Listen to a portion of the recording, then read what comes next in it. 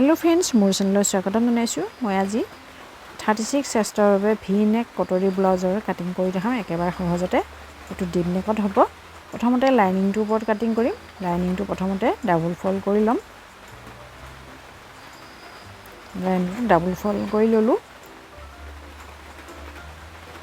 এতিয়া চিনডাল টানি সমান কৰি লম।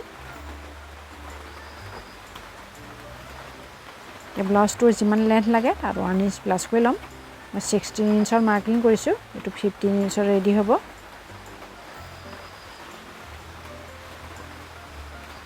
এতিয়াটো ডিপ নেকত বনাম সেই কাৰণে শোল্ডাৰ লৈছো 5.5 ইঞ্চ 36 চেষ্টৰ বাবে দুঠাইত সমান কৰি ললো। ডাউন হোল লেন্থ লম 6 ইঞ্চ 36ৰ 4 ভাগৰ এভাগ লৈ লম 9 ইঞ্চ 1.5 ইঞ্চ মাৰ্জিনৰ বাবে লৈছো। মাৰ্জিনটো কম বেছি কৰিব পাৰে। এই ফালৰ পৰা 1.5 ইঞ্চ আৰ্ম হোলৰ শেপ দিবৰ বাবে লৈছো। এনেকৈ ইফালে ফিটিং লাইনৰ ফালে অকণমান ডাউন কৰি দিছো। এনেকৈ কৰিলে আৰ্ম হোলৰ তলত টানি নাথাকে কাপোৰটো। এটা ওয়েষ্ট সাইজ 32 হয় তাৰ 4 ভাগৰ এভাগ 8 ইঞ্চ 1 ইঞ্চ বেক ডাৰ্টৰ বাবে আৰু 1.5 ইঞ্চ মাৰ্জিনৰ বাবে ললো। এনেকৈ আস্তা আনি ললো। এইফালে নেক ৰাখিছো 3 ইঞ্চ। এটো ভি নেকত বনাম সেই কাৰণে নেকটো অলপ বহল কৰি ৰাখিছো। ফালে বেক নেক লেন্থ ৰাখিছো 10 ইঞ্চ। এনেকৈ বক্স বনাই লৈছো। ভি নেকত বনাম বক্স নবনালেও হয়। মই দেখাবৰ কাৰণে কৰিছো। এতিয়া সিধা কৰি লম। এই ফালৰ পৰা অকণমান ৰাউন্ড কৰি দিম। কাৰ্ভ শেপ দি দিছো। নেকটো জুখি চাম আকৌ এবাৰ। নেকটো ইয়াতকৈ অলপ বেছি কৰি লম। অলপ ডিপনেসটো বঢ়াই লম। ইয়াতকৈও বেছি বঢ়াব পাৰে যিমানখিনি প্ৰয়োজন। এইফালে অকণমান ডাউন কৰি দিছো নেকৰ সাইডৰ ফালে। এতিয়া কাটিং কৰি লম বেক পাৰ্টটো।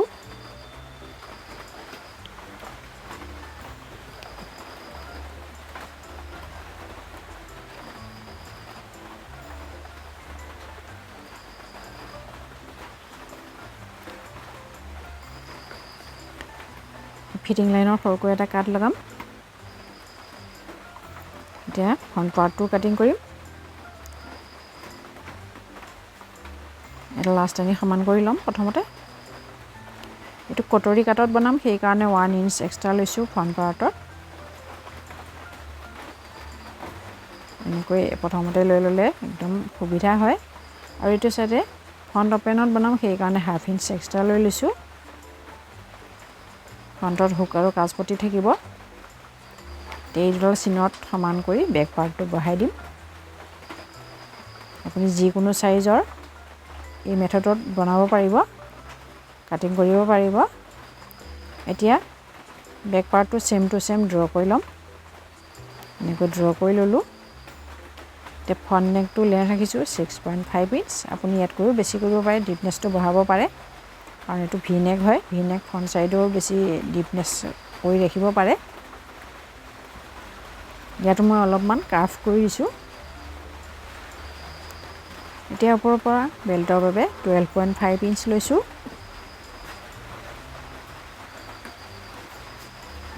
এই সাইডটো অলপ জুখি লৈছো কাৰণ চিনকেডাল বহা নাছিলে। এতিয়া আৰ্ম হোলৰ চিনকেডাল টানি লম এনেকৈ।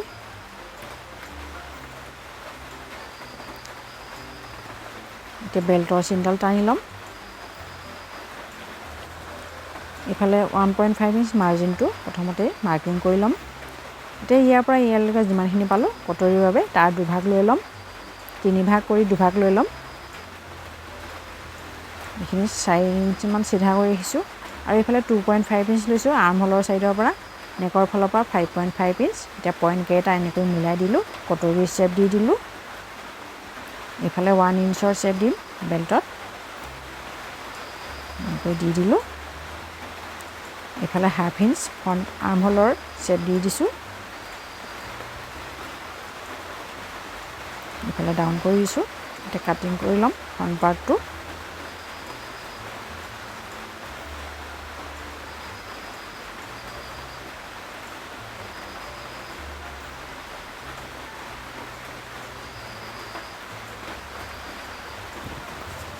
বেল্টৰ পাৰ্টটো প্ৰথমতে কাটিং কৰিম।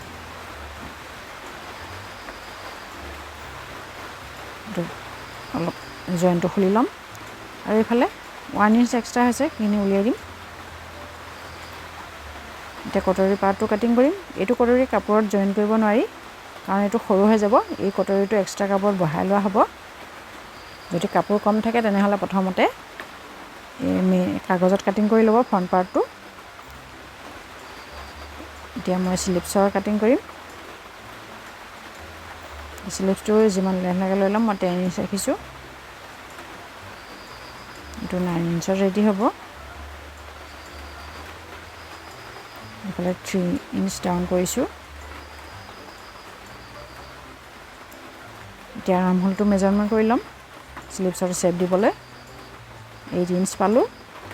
এতিয়া 8 ইঞ্চটো এনেকৈ বেকা কৰি লৈ লৈছোঁ। এইফালে 3 ইঞ্চ চিধা কৰি ৰাখিছোঁ। এতিয়া এইটো পইণ্টৰ পৰা ইয়ালৈকে এনেকৈ মিলাই দিম। স্লিপছৰ শ্বেপ দি দিছোঁ। এইফালে 1/2 ইঞ্চ ফ্ৰণ্ট স্লিপছৰ শ্বেপ দি দিছোঁ। এতিয়া স্লিপছ ৰাউণ্ড 10.5 হয়, তাৰ হাফ লৈ লৈছোঁ 5.2।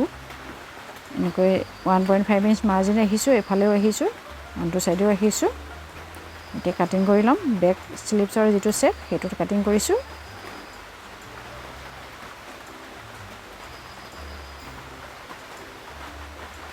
এইফালেও সমান কৰি ল'ম। এতিয়া স্লিপছৰ চেণ্টাৰত সৰুকৈ এটা কাট লগাম। এতিয়া দুটা পল্লা মিলি ল'ম। ফ্ৰণ্ট স্লিপছৰ যিটো শ্বেপ সেইটোত কাটিং কৰি ল'ম। ইয়াৰ পিছতে মেইন কাপোৰটো কাটিং কৰিম। এই পাৰ্টখিনি ৰাখি এইফালে নেকটো ডাউন কৰিছোঁ। এতিয়া কটৰীটো বহাই ল'ম প্ৰথমতে এক্সট্ৰা কাপোৰত। এইটো ডাবল ফল্ড কাপোৰৰ ওপৰত ৰাখি ল'লোঁ। প্ৰথমতে চেম টু চেম ড্ৰ কৰি ল'ম সৰু কটৰীটো।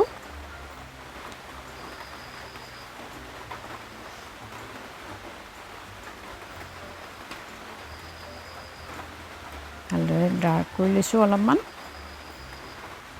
এতিয়া এইফালৰ পৰা 1 ইঞ্চ ল'ম এক্সট্ৰা আৰু এইফালেও 1 ইঞ্চ ল'ম। আৰু এইফালে অলপো এক্সট্ৰা নলওঁ কাৰণ প্ৰথমতে লৈছিলোঁ। এতিয়া ইয়াৰ পৰা ইয়ালৈকে যিমানখিনি এই পইণ্টটোলৈকে তাৰ হাফ কৰি ল'ম ইয়াত ডাৰ্টৰ বাবে। তলৰফালে 1.5 ইঞ্চ বহাইছোঁ, এইফালে 1/2 ইঞ্চ বহাইছোঁ। এতিয়া এইটো পইণ্টৰ পৰা এই 1 ইঞ্চৰ যিটো পইণ্ট সেইটোলৈকে এনেকৈ মিলাই দিলোঁ। এতিয়া এইফালে এনেকৈ মিলাই দিম চিধা কৰি, এইটো ছাইডেও মিলাই দিম।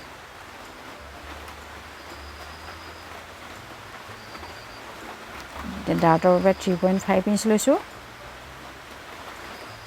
এইফালে 1.5 ইঞ্চ আৰু এইফালেও 1.5 ইঞ্চ এনেকৈ মিলাই ল'লোঁ। আনটো পাৰ্টৰ তলৰ যিটো ডাবল পাৰ্ট হয় যে সেইটোতো একেকেইটাত চিন বহাই ল'ম। এতিয়া কাটিং কৰি ল'ম।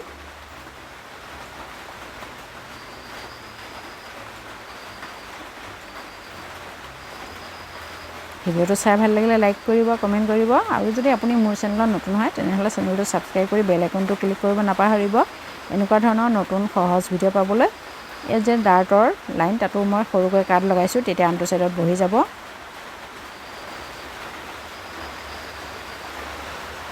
এনেকৈ আনটো ছাইডত বহাই দিছোঁ। এতিয়া গোটেই পাৰ্টখিনি মেইন কাপোৰটোৰ ওপৰত কাটিং কৰিম। মেইন কাপোৰটো ডাবল ফল্ড কৰি লৈ এনেকৈ বহাই দিছোঁ। বেক পাৰ্টটো যিটো ফল্ডিং ছাইড সেইটোত বহাই লৈছোঁ। লৈ বাকী পাৰ্টখিনিও এনেকৈ বহাই ল'লোঁ।